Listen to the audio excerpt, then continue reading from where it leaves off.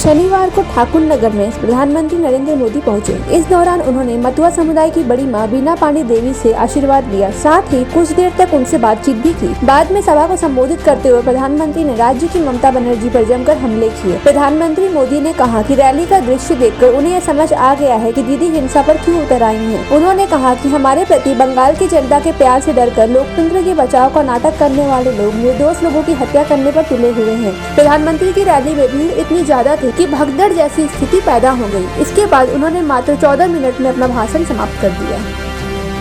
हमार प्रियो भाइयों बोनेरा,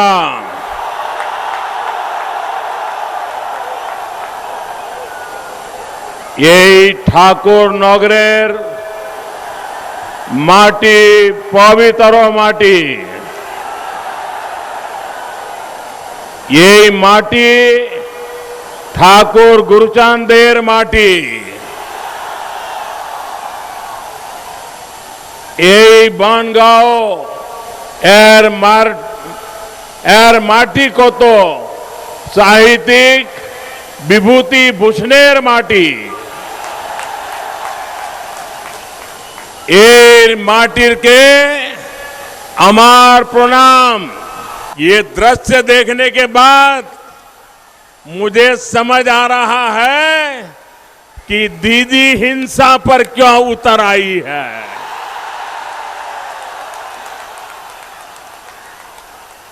ये आपका प्यार है, जिसके डर के कारण लोकतंत्र का बचाव के नाटक करने वाले लोग निर्दोष लोगों की हत्या करने पर तुले हुए हैं। कि ये बजट तो एक शुरुआत भर है। चुनाव के बाद जब पूर्ण बजट आएगा तब किसानों, कामगारों, युवाओं के भविष्य की तस्वीर और स्पष्ट हो जाएगी। ना कोई सिंडिकेट टैक्स, अब कोई सिंडिकेट टैक्स को घुसने नहीं दिया जाएगा। ना कोई बिचौलिया, ना कोई अड़चन, सीधे बैंक खाते में पैसा जमा होगा। किसानों के भोलेपन का स्वार्थी दलों ने कई बार लाभ उठाया है। 10-12 वर्षों में चुनाव को देखते ही एक बार कर्ज माफी करके ये स्वार्थी दल किसानों का कुछ भला नहीं कर रहे थे। चंद किसानों को इसका लाभ मिलता था और खासकर छोटे किसान आजादी से अब तक इंतजार करते रह जाते थे। जिन किसानों को कर्ज माफी का लाभ मिलता भी था वो भी कुछ वर्षों के बाद फिर कर्जदार ही बन जाते थे। वही राजस्थान में तो सरकार ने हाथ ही खड़े कर दिए। वहां तो अब ये बहाना बनाया जा रहा है कि हमें तो पता ही नहीं था कि किसानों का कर्ज माफ करने से इतना बड़ा बोझ पड़ेगा। हमें सरकारों को उनकी नियत, नीति और निष्ठा में स्पष्ट अंतर करना पड़ेगा। ये जो पीएम किसान सम्मान योजना, पीएम किसान योजना बनाई गई है, इसमें 75,000 करोड़ रुपए के खर्च का अनुमान है। मेरी आपसे विनती है कि अब मैदान में जगह नहीं है, अपने ही लोगों को परेशानी हो रही है। आप ऐसा मत कीजिए, आप ऐसा मत कीजिए। आपका प्यार मेरे सर आंखों पर, लेकिन ये आपका उत्साह, ये उमंग, आज ये जगह कम पड़ गई,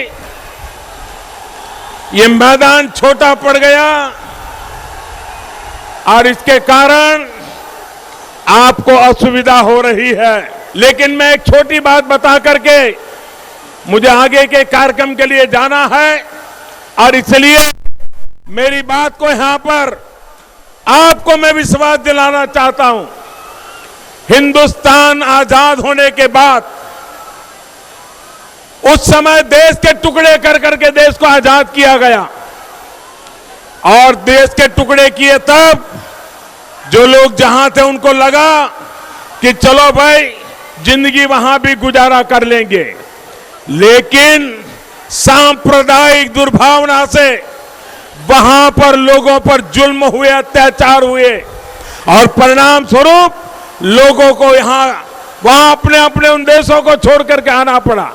किसी को अफगानिस्तान से आना पड़ा, किसी को पाकिस्तान से आना पड़ा, किसी को बांग्लादेश से आना पड़ा, कभी हिंदुओं को आना पड़ा, कभी सिखों को आना पड़ा, कभी जैनों को आना पड़ा, कभी पारसियों को आना पड़ा।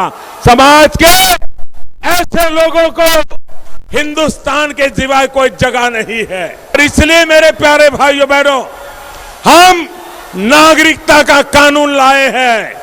मैं यहां के टीएमसी पार्टी को कहता हूं कि आप नागरिकता के कानून का समर्थन कीजिए, पार्लियामेंट में पारित होने दीजिए। ये मेरे भाइयों बहनों को उनका अधिकार मिलना चाहिए। देश के टुकड़े हुए, इनकी जिंदगी आपने तबाह की है। आप मेरे साथ बोले, भारत माता की, भारत माता की, भारत माता की।